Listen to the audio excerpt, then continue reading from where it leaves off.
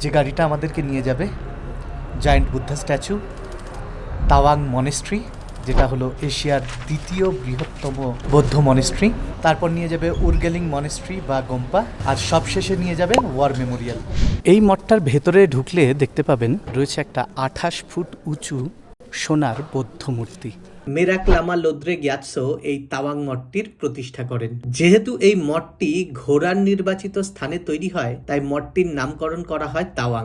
মাত্র 11,000 টাকায় আমাদের কলকাতা থেকে অরুণাচল প্রদেশ ভ্রমণ সিরিজের আগের ভিডিওগুলি যারা দেখেছেন তারা সবাই জানেন আমরা কিভাবে সস্তায় অরুণাচলে হোটেল আর গাড়ির বন্দোবস্ত করেছি।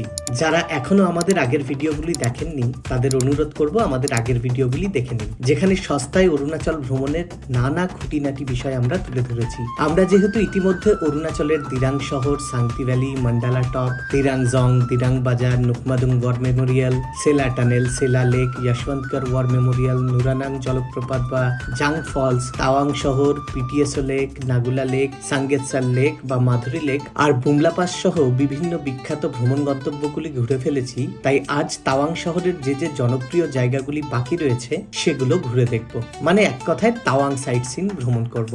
সস্তায় তাওয়াং সাইট সিন ভ্রমণের জন্য গতকাল সন্ধ্যেবেলায় আমরা স্ক্রিনে দেওয়া নম্বরে কল করে ইকো গাড়ি বুক করেছিলাম। আপনি 5 জন যান বা একজন, এই গাড়িতে সাইট প্রতি 500 টাকা করে ভাড়া নেবে। তাই গাড়ি ভাড়া বাঁচানোর জন্য আমরা আজ 2 জনকে আমাদের সাথে শেয়ারিং এ নিয়েছি। আমরা যখন দিরাং সাইট সিন ভ্রমণ করেছিলাম সেখানেও এই 2 জন আমাদের সঙ্গে শেয়ারিং এ ভ্রমণ করেছেন। কিভাবে এদের সাথে পরিচয় বা কিভাবে আমরা গাড়িতে শেয়ারিং পার্টনার খুঁজে পেয়েছি সেই সব তথ্য আগের ভিডিওগুলিতে অনেকবার বলেছি, তাই সেই সব আলোচনা আর করছি না।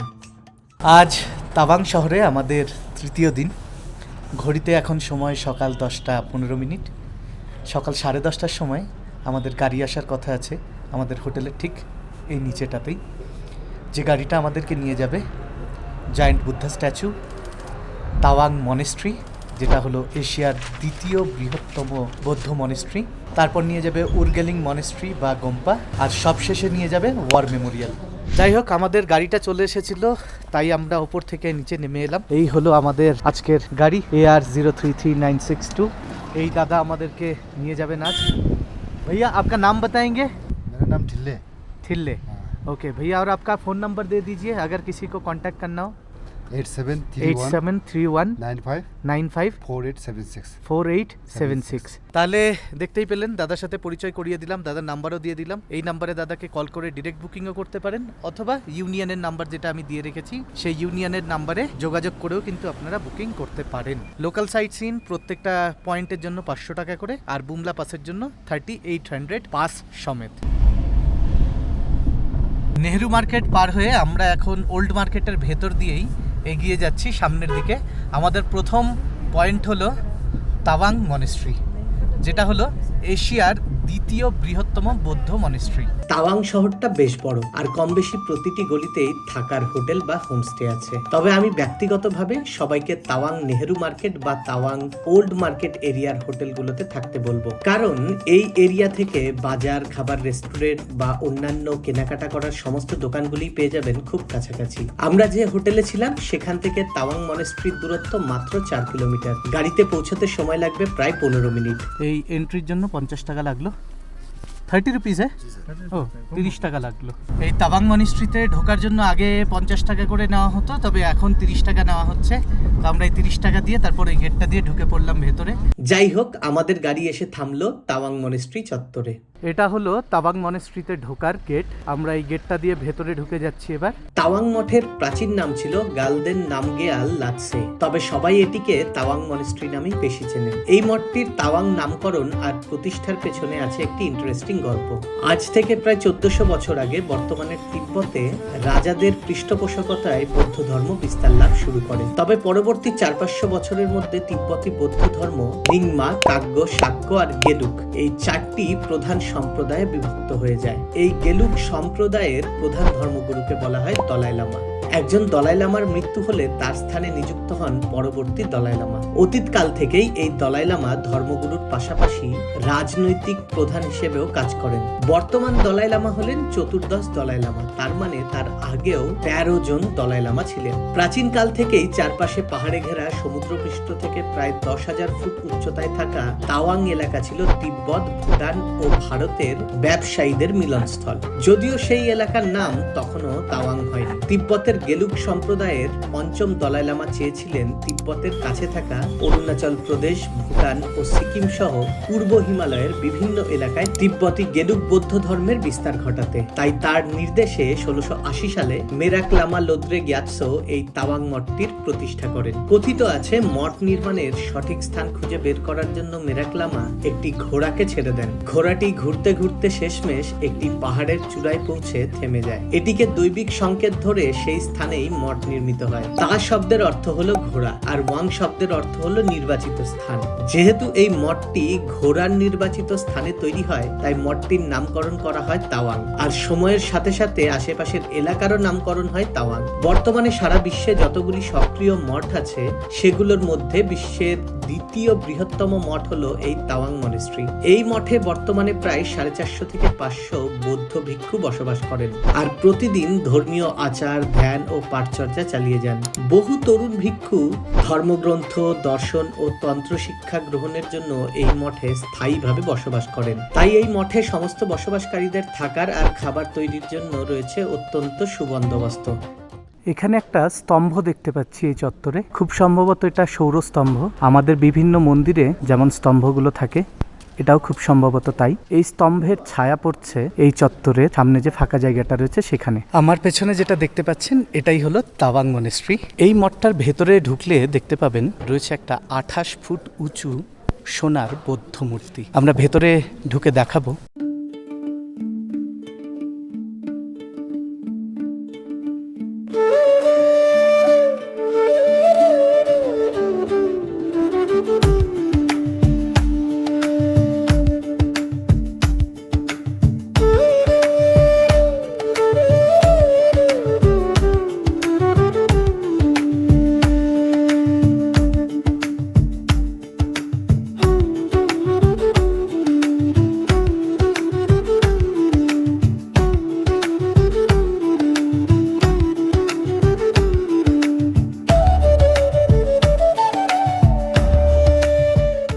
যেহেতু এই মনেস্ট্রিটা একটা উঁচু পাহাড়ের ওপর অবস্থিত, তাই এখান থেকে কিন্তু আশেপাশের দৃশ্যও দারুণ সুন্দর দেখায়।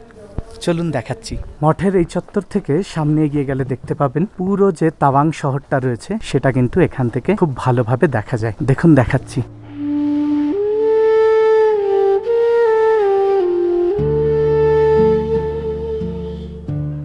এটা হলো মঠের ঘরটা, যেটাতে বৌদ্ধ মূর্তি রয়েছে, আর এর পেছন দিকে রয়েছে আরেকটা বিল্ডিং।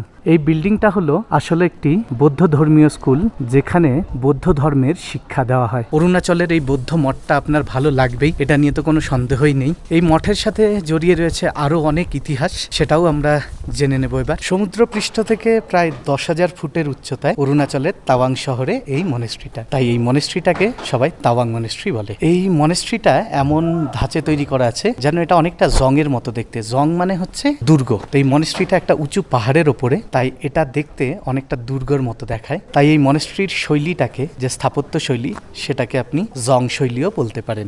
এখানে তিব্বতীয় নববর্ষ, যেটাকে বলা হয় লোসার, সেটা কিন্তু বেশ ধুমধাম করে উদযাপিত হয়। এছাড়া তোরগা উৎসবও এখানে কিন্তু বেশ ভালোভাবে উদযাপিত হয়। এটা যে শুধু মঠ তা নয়, এটা অরুণাচল প্রদেশের সাংস্কৃতিক আর আধ্যাত্মিক পরিচয়ের প্রতীক।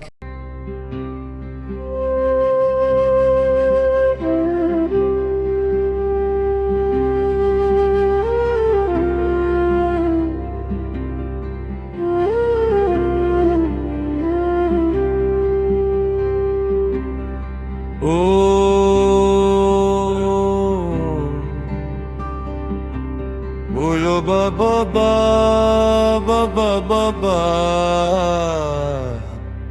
mago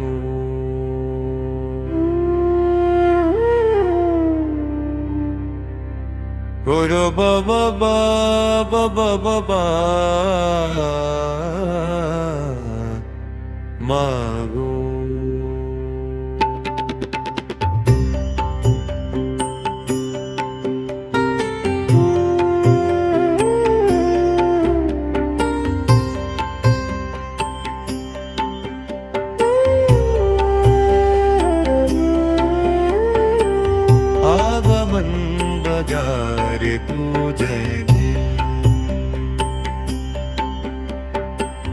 आगमन बजारे तू जय दे।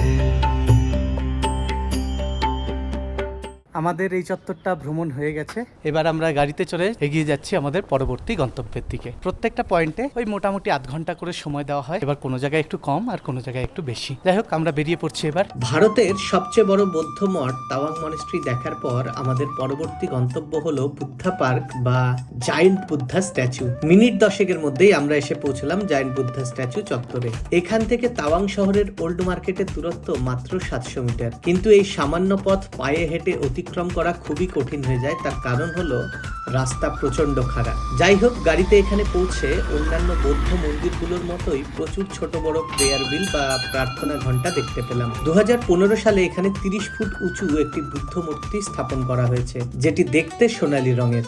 সামনের এই রাস্তাটা হয়ে আমরা উপরে উঠে এলাম। এই বুদ্ধ মূর্তিটি একটি উঁচু পাহাড়ের উপর তৈরি করা হয়েছে, তাই এখান থেকে আশেপাশের চত্বরের দারুণ দৃশ্য দেখা যায়। বিশেষ করে গধূলি বেলায় এই চত্বর ভরে যায় সোনালী আভায়, যা দেখতে আপনার ভালো লাগবেই। তবে আমরা যেহেতু দুপুর বেলায় এখানে এসে পৌঁছেছি, তাই রোদ্দুর বেশি থাকায় আশেপাশের সৌন্দর্য খুব একটা ভালোভাবে ক্যামেরাবন্দি করতে পারছি না। যদিও বুদ্ধা পার্ক তাওয়াং ভ্রমণ গন্তব্যের লিস্টে নতুন সংযোজন, তবে এই বৌদ্ধ মূর্তি তাওয়াং এর সংস্কৃতি, শান্তি আর ত্যাগের প্রতীক। এই চত্বরের নিস্তব্ধতা আর প্রাকৃতিক সৌন্দর্য মনে এক আলাদা তৃপ্তি আর শান্তি নিয়ে আসে। তাই তাওয়াং সাইট সিন ভ্রমণে বেরোলে এই জায়গাটি ভ্রমণ করতে একদম ভুলবেন না। তাওয়াং মনেস্ট্রির খুব কাছেই রয়েছে এই বৌদ্ধ মূর্তিটা। এই চত্বর থেকে তাওয়াংচু ভ্যালি, বরফে ঢাকা পাহাড় আর দারুণ প্রাকৃতিক দৃশ্য দেখা যায়। এই চত্বরটা ভ্রমণ করার পর এবার আমরা এগিয়ে যাচ্ছি আমাদের পরবর্তী গন্তব্যের দিকে। তাওয়াং জায়েন্ট বুদ্ধা স্ট্যাচু চত্বর ভ্রমণের পর আমরা এগিয়ে চললাম আমাদের পরবর্তী গন্তব্য উরগেলিং মনেস্ট্রির দিকে। তাওয়াং ভ্রমণকারী অধিকাংশ পর্যটক এই জায়গাটি ভ্রমণ করেন না, তবে এই জায়গাটি বৌদ্ধ ধর্ম আর তাওয়াং সংস্কৃতিতে বিশেষ গুরুত্বপূর্ণ। তাই আমরা তাওয়াং সংস্কৃতির সাথে পরিচিত হতে চলে এলাম এই চত্বরে। গাড়ি এসে থামলো তাওয়াং শহর থেকে 3 কিলোমিটার দূরে একটি পাহাড়ে, যেখানে রয়েছে একটি গোম্পা বা মনেস্ট্রি, যেটার নাম উরগেলিং বা উরজেলিং মনেস্ট্রি। আমার সামনেই হলো এই মনেস্ট্রির গেট। মঠে ঢোকার সময়ই গেটের পাশেই একটা বিশাল বড় গাছ দেখা যাচ্ছে। 1489 সালে উর্জেন সাংপো নামের একজন বৌদ্ধধর্মী এই মঠটি স্থাপন করেছিলেন। এবার অনেকের মনে প্রশ্ন আসতে পারে যে এই মঠটি ফেমাস কেন। আসলে এই মঠটি হলো ষষ্ঠ দলাই লামা তৎসং গ্যাতসোর জন্মস্থান। 1683 সালে তিনি এই মঠেই জন্মগ্রহণ করেছিলেন।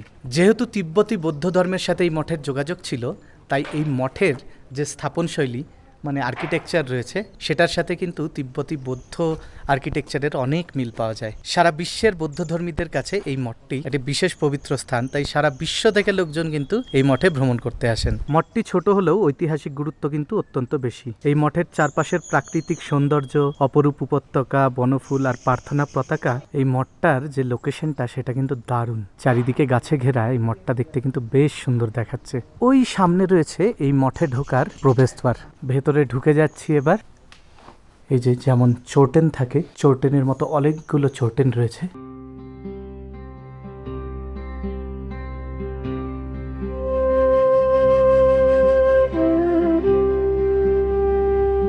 ভেতরটা কিন্তু প্রচন্ড ঠান্ডা, নিচে মেঝেতে পা পড়ছে, মনে হচ্ছে ছ্যাঁকা লাগছে ঠান্ডাতে। এই চত্বরটা ভ্রমণ করার পর এবার বাইরের দিকটায় বেরিয়ে যাচ্ছি। মঠের এই প্রবেশদ্বারের পাশেই আছে একটা রাস্তা, যেটা দিয়ে এগিয়ে যাচ্ছে একটু সামনে। আশেপাশে প্রচুর উঁচু উঁচু গাছপালা রয়েছে, যেগুলোর ছায়া এই মঠটাকে আরো শান্ত করে তুলছে। এমনি ছায়া থাকলে একটা শীতল ভাব চলে আসে, আর শীতল ভাব চলে এলেই কিন্তু মনে হয় যেন সেখানে শান্তি চলে এসেছে। এই মঠের ক্ষেত্রেও কিন্তু ঠিক তাই হচ্ছে। অন্যান্য মঠগুলির মতো এগুলোতেও কিন্তু দেখুন এই যে প্রার্থনা হুইলগুলো রয়েছে, যেগুলোতে বৌদ্ধ ধর্মীয় বিভিন্ন মন্ত্র খোদাই করা রয়েছে। তাওয়াং মনেস্ট্রি ঘুরে আসার পর এই মঠটা কিন্তু আপনার একটু ছোট মনে হবে, কিন্তু ছোট হলেও এর ঐতিহাসিক গুরুত্ব কিন্তু অত্যন্ত বেশি। কারণ ওই একটাই, আগেই বললাম, এখানে ষষ্ঠ দলাই লামা জন্মগ্রহণ করেছিলেন। এবার যারা জানেন না দলাই লামা আসলে কে, তাদের উদ্দেশ্যে বলি, বৌদ্ধ ধর্মের ধর্মগুরু হিসেবে পরিচিত হন দলাই লামা। একের পর একজন দলাই লামার প্রয়াণ হলে আরেকজন দলাই লামার সিলেকশন হয়। আধ্যাত্মিক দিক থেকে বা ধর্মীয় দিক থেকে সবচেয়ে শ্রেষ্ঠ পজিশনের একজন ব্যক্তি হলেন দলাই লামা। বর্তমানে যে দলাই লামা রয়েছেন তিনি 14th দলাই লামা, মানে 14তম দলাই লামা। আর এই যে জায়গাটা রয়েছে এটা হলো ষষ্ঠ দলাই লামার জন্মস্থান। তিনি সারা বিশ্বে যে লেভেলের সম্মানটা পান, ষষ্ঠ দলাই লামা তিনিও ঠিক তেমনি বৌদ্ধধর্মীদের কাছে সেই সম্মানটাই পেতেন। আর ষষ্ঠ দলাই লামা যেহেতু ধর্মগুরু আর আধ্যাত্মিক গুরু, তাই বৌদ্ধধর্মীদের কাছে কিন্তু খুব শ্রদ্ধার একজন ব্যক্তি। আপনি যদি ষষ্ঠ দলাই লামার জন্মস্থান দেখতে চান তাহলে অবশ্যই এই জায়গাটা ভ্রমণ করুন। আমরা এবার এই চত্বর থেকে বেরিয়ে চলে যাচ্ছি বাইরের দিকে যে গাড়িটা রয়েছে সেখানে। বাইরে বেরোনোর পর এবার আমরা ওল্ড মার্কেটে গিয়ে দেখি দুপুরবেলায় কিছু খাবার খাবো। এবার আমরা চলে এলাম উর্গেলিং মনেস্ট্রি দেখার পর দুপুরবেলা লাঞ্চ করার জন্য। এসে দাঁড়িয়েছি সেই নেহেরু মার্কেটেই, এখানকার সবচেয়ে যে বিখ্যাত যে খাবারের দোকানটা রয়েছে, রেস্টুরেন্টটা রয়েছে সেটার সামনে। এই যে দেখুন, এটা হলো মনজাখাং রেস্টুরেন্ট। এটাই যাওয়ার রাস্তা রয়েছে এই ওপরে। রেস্টুরেন্টের সিটিং অ্যারেঞ্জমেন্টটা দেখে নিন, কিছুটা এই ধরনের। ওভারঅল এখানকার যে ভাইবটা রয়েছে সেটা কিন্তু খুবই সুন্দর, ডেকোরেশনও ফাটাফাটি। মোদ্দা কথা হলো এখানে এলে আপনার মনে হবে না কোনো কনজেস্টেড জায়গাতে এসছেন, অনেকটা স্পেশিয়াস। আমরা খেতে বসে পড়েছি। এই যে আমাদের চলে এসছে 170 টাকা করে চিকেন ফ্রাইড রাইস, এটাই আছে চিলি চিকেন ড্রাই বা সেমি গ্রেভি আপনি বলতে পারেন। এইদিকে ওনারাও আমাদের সাথে রয়েছেন, ওনারা খেলেন পনির মশালা আর রুটি। কেমন লাগছে টেস্টটা? ভালো না?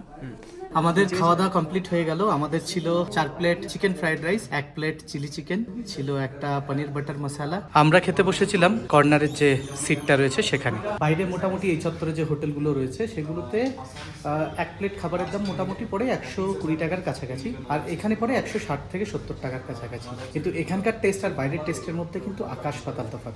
এই জায়গার খাবার সত্যিই সুন্দর। দুপুরের খাবার শেষে আমরা চাইলেই গাড়িতে তাওয়াং ওয়ার মেমোরিয়াল যেতে পারতাম, কিন্তু সেই ওয়ার মেমোরিয়ালে সন্ধে 5:30টায় লাইট ও সাউন্ড শো শুরু হয়। আমাদের যেহেতু সেই শো দেখার ইচ্ছে আছে, তাই আমরা এখন হোটেলে ফিরে যাব। তারপর একটু বিশ্রাম করে সন্ধ্যের আগে পায়ে হেঁটে ওয়ার মেমোরিয়ালে যাব। হাঁটতে হাঁটতে আমরা এসে পৌঁছলাম তাওয়াং মেমোরিয়ালের যে গেটটা রয়েছে সেখানে। গেটটা পেছনে ছেড়ে চলে এসেছি, আরো মোটামুটি 250 থেকে 300 মিটার নিচে নেমে যেতে হবে, তবে আমরা পৌঁছবো ওয়ার মেমোরিয়ালে। ইতিমধ্যে অন্ধকার প্রায় নেমে এসছে, সূর্য অস্ত যাচ্ছে, আর কি ফাটাফাটি ভিউ আসছে দেখুন, দারুণ দেখাচ্ছে আকাশটা। আমাদের পৌঁছতে পৌঁছতে সন্ধে লেগে গেছে, অন্ধকার কিন্তু বেশ নেমে এসেছে এখানে। এই সামনে দেখুন, ভারতে যত আর্মির রেজিমেন্ট গুলো রয়েছে প্রত্যেকের লোগো কিন্তু এখানে লাগানো রয়েছে এই ওয়ার মেমোরিয়ালে। আগেই বলেছি 1962 সালের ভারত চীন যুদ্ধে প্রচুর ভারতীয় সেনা শহীদ হয়েছিলেন। যুদ্ধে শহীদ হওয়া সমস্ত সৈনিকদের স্মরণে নির্মাণ করা হয়েছিল এই তাওয়াং ওয়ার মেমোরিয়াল। এই মেমোরিয়ালে একটি 40 ফুট উঁচু স্তূপাকৃতি স্থাপনা রয়েছে, যেটি বৌদ্ধ ধর্মীয় চোরটেনের মতো দেখতে। স্থানীয়দের কাছে এটি নামগিয়াল চোরটেন নামে পরিচিত। এখানে 32টি কালো গ্রানাইট প্যানেলে সোনালী অক্ষরে 2420 জন শহীদের নাম খোদাই করা আছে। এই স্মৃতিস্তম্ভটি ভারতের ইতিহাসে এক গুরুত্বপূর্ণ স্থান, যা আমাদের মনে করিয়ে দেয় 1962 সালের যুদ্ধের সময় ভারতীয় সেনাদের আত্মত্যাগ। এটি শুধু একটি স্থাপনা নয়, বরং সাহস, আত্মত্যাগ ও দেশপ্রেমের জীবন্ত প্রতীক। 1962 সালের ভারত চীন যুদ্ধ বিভিন্ন অঞ্চল বা সেক্টরে হয়েছিল। আমরা ঢুকলাম এমন একটা ঘরে যেখানে বুমলা পাস সেক্টরের দায়িত্বে থাকা বীর সুবেদার যোগিন্দর সিং এর আবক্ষ মূর্তি সহ যুদ্ধের বিভিন্ন তথ্য উপস্থাপন করা রয়েছে। এই ঘরে বেশ কিছুক্ষণ সময় কাটিয়ে আমরা চলে এলাম পরের কক্ষে, যেখানে জিমিথাং সেক্টরের দায়িত্বে থাকা মেজর মহেন্দ্র সিং চৌধুরীর আবক্ষ মূর্তি সহ যুদ্ধকালীন সময়ে জিমিথাং চত্বরে ঘটে যাওয়া বিভিন্ন তথ্য তুলে ধরা হয়েছে। অ্যান্টি ট্যাঙ্ক গ্রেনেড লঞ্চার, এগুলো যেগুলো অস্ত্রগুলো যেগুলো দেখছি সব অরিজিনাল। এগুলো সব অরিজিনাল, যেগুলো ওয়ারে ইউজ হয়েছিল 1962-তে 1962, আর তারপরে যেগুলো ছোটো ছোটো কনফ্লিক্ট লেগেছিল, হ্যাঁ, যতদিন সলভ হয়েছে মানে চায়নার সাথে যে যুদ্ধ, সেগুলোতে যে যে অস্ত্রগুলো ব্যবহার হয়েছে সেগুলোই, তাই তো? ওয়ার মেমোরিয়ালের বিভিন্ন কক্ষগুলি দেখার পর আমরা বাইরে বেরিয়ে এলাম। বাইরেই আছে একটি মিউজিয়াম। সন্ধ্যে 5:30 থেকে 6টার মধ্যে এই মিউজিয়াম বন্ধ হয়ে যায়, তাই একটু আগে এখানে না এলে ভালোভাবে এই মিউজিয়াম দেখতে পাবেন না। এই গেটের পাশেই রয়েছে সর্দার বল্লভভাই প্যাটেলের একটা বিশাল বড় মূর্তি। এটা হচ্ছে সেই মিউজিয়ামটায় ঢোকার গেটটা। সামনে গিয়ে আমরা টিকিট পাবো, টিকিটটা কেটে নিই। এই গেট থেকে আমরা টিকিট কেটে নিলাম, 70 টাকা করে এক একজনের টিকিট, মোট 210 টাকা লাগলো আমাদের 3টে টিকিটে। আমরা ঢুকে যাচ্ছি মিউজিয়ামের ভেতরে। এখানে বিভিন্ন এলাকার মাটি কালেক্ট করে নিয়ে এসে রাখা রয়েছে। প্রত্যেকটা কৌটোর গায়ে লেখা রয়েছে কোনটা কোন এলাকার মাটি।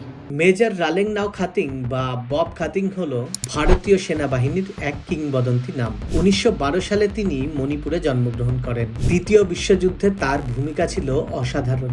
ভারতের স্বাধীনতার পর তাওয়াংকে ভারতের অন্তর্ভুক্ত করার ক্ষেত্রেও তিনি বিশেষ ভূমিকা পালন করেন। এই মিউজিয়ামে ভারত চীন যুদ্ধে ব্যবহৃত বিভিন্ন অস্ত্রশস্ত্র, সেনাবাহিনীর তরফ থেকে ভারতীয় বীর সেনাদের প্রদান করা পদক আর অরুণাচলের ঐতিহ্যবাহী পোশাক আশাক সহ নিত্য প্রয়োজনীয় বিভিন্ন জিনিসপত্র প্রদর্শন করা রয়েছে।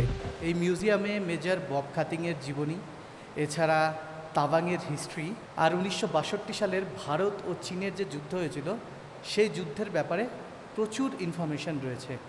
একটু সময় নিয়ে এখানে আসতে হবে, তা নইলে সমস্ত কিছু দেখে উদ্ধার করা সম্ভব না। সেই সময়ের নিউজ মিডিয়া কিভাবে 1962 সালের যে যুদ্ধ সেটাকে কভার করেছিল সেটার পেপার কাটিংগুলো রয়েছে এখানে। 7.5, যেগুলো নিচে শোয়ানো ওগুলো 10। এইটা হচ্ছে লং শর্ট রাইফেল, এটা হচ্ছে তোমার হচ্ছে SMG, যেগুলো শর্ট রেঞ্জের জন্য এটাই, আর এটা হচ্ছে সিঙ্গেল শর্ট রাইফেল শর্ট রেঞ্জের জন্য। চন্দনের বেশ অভিজ্ঞতা আছে বিভিন্ন অস্ত্রশস্ত্রের সম্পর্কে। এটা কি তোর পাবজি খেলে নাকি? পাবজি খেলে না, আমি ইন্টারেস্টেড ছিলাম ইসের প্রতি, আর্মি জয়েনের জন্য। তো তখন আমি এগুলো স্টাডি করতাম, বেশ ভালো লাগতো, এই কারণে কিছুটা হলো একটু একটু জানি। আচ্ছা, ওর নলেজ এই সমস্ত কিছুর ব্যাপারে আমার থেকে অনেক বেশি, স্পেশালি এই অস্ত্রগুলোর ব্যাপারে আমার থেকে বেটার তো ওই বলতে পারবে। এই ঘরটাতে অরুণাচলের বিভিন্ন ডকুমেন্টারি চালানো হচ্ছে প্রজেক্টরের মাধ্যমে। আমরা এবার ধীরে ধীরে সামনের দিকে এগিয়ে যাচ্ছি। শেষে আমরা সেই ঘরেই চলে এলাম যে ঘরে প্রথম ঢুকেছিলাম। এটা একটা গোল চক্কর, চারিদিক ঘুরে আসার পর এখানেই আসতে হবে। এখান থেকে আমরা অনেক কিছুই জানতে পারলাম, দেখতে পারলাম, শিখতে পারলাম। সোজা চলে যাব যেখানে কালচারাল শো প্লে করা হচ্ছে সেখানে। এই চত্বরে দেশের জন্য যে সমস্ত আমাদের বীর সিপাহীরা আত্মবলিদান দিয়েছেন তাদের আবক্ষ মূর্তি স্থাপন করা রয়েছে। মিউজিয়াম থেকে বেরিয়ে আমরা এগিয়ে যাচ্ছি ওয়ার মেমোরিয়াল চত্বরে থাকা অ্যাম্ফি থিয়েটারের সামনে টিকিট কাটার জন্য। এই তাওয়াং ওয়ার মেমোরিয়াল চত্বরে ভারতীয় সেনাবাহিনী দু ধরনের শো প্রদর্শন করেন। প্রথমটি কালচারাল শো, যার টিকিট মূল্য জনপ্রতি 100 টাকা। আরেকটি হলো লাইট অ্যান্ড সাউন্ড শো, যার টিকিট মূল্য 150 টাকা। আপনি চাইলে দুটো শো না দেখে একটিরও টিকিট কেটে নিতে পারেন। পর্যটকদের সংখ্যার উপর ভিত্তি করে এখানে শোর সংখ্যা নির্ধারণ করা হয়, তাই চেষ্টা করুন আগে ভাগে পৌঁছে টিকিট সংগ্রহ করে নেওয়ার, নইলে টিকিট নাও পেতে পারেন। এই যে রুমটা দেখছেন এটাই হলো টিকিট কাউন্টার। এখান থেকে আমরা টিকিট কেটে নিয়েছি 250 টাকা করে দুটো শোয়ের টিকিট। কিছুটা এইরকম টিকিট, একটা শো 5:40 থেকে শুরু হবে, আর একটা শো শুরু হবে 7টা থেকে। দেখতেই পাচ্ছেন প্রথমটা হচ্ছে কালচারাল শো আর দ্বিতীয়টা লাইট অ্যান্ড সাউন্ড শো।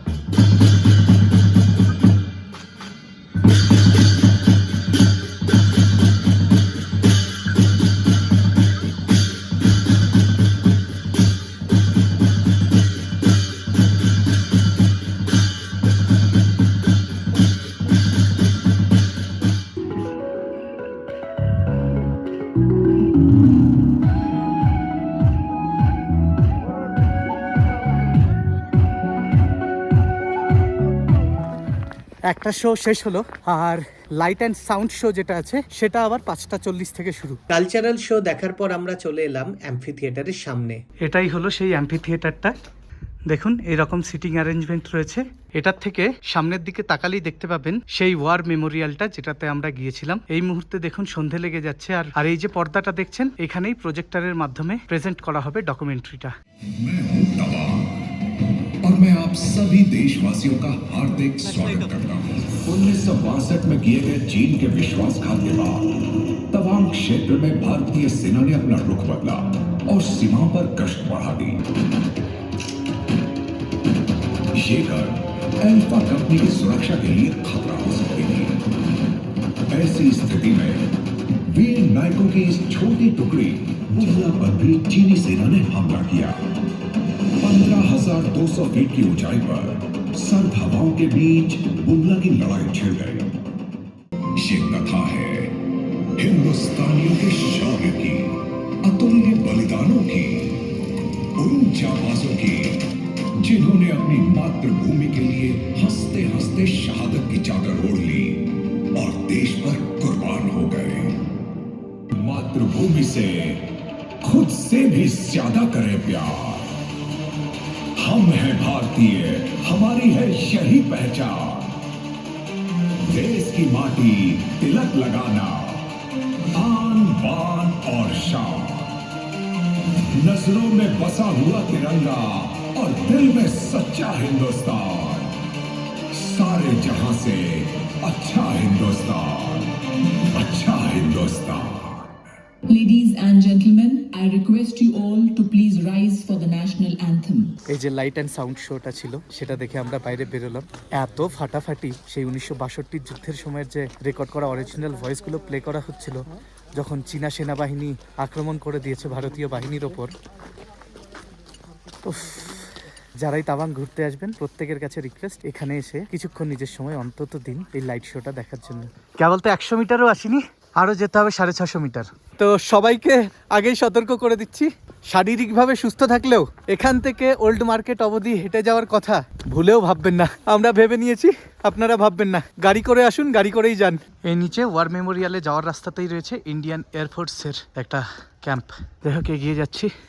যাই হোক, মোটামুটিভাবে আমাদের অরুণাচল প্রদেশের তাওয়াং ভ্রমণ শেষ হলো। কাল আমাদের তাওয়াং থেকে ফিরে যেতে হবে গুয়াহাটি। তাওয়াং থেকে গুয়াহাটি যাওয়া আসার জন্য রিজার্ভ বা শেয়ারিং গাড়ি আর বাস পাওয়া যায়। শেয়ারিং গাড়িতে ভাড়া পড়ে জনপ্রতি 1800 থেকে 2000 টাকার কাছাকাছি, আর বাসে ভাড়া পড়ে 1200 টাকা। আমরা যেহেতু কম খরচে অরুণাচল প্রদেশ ভ্রমণ করছি, তাই খরচ বাঁচাতে আমরা বাসে তাওয়াং থেকে গুয়াহাটি যাব।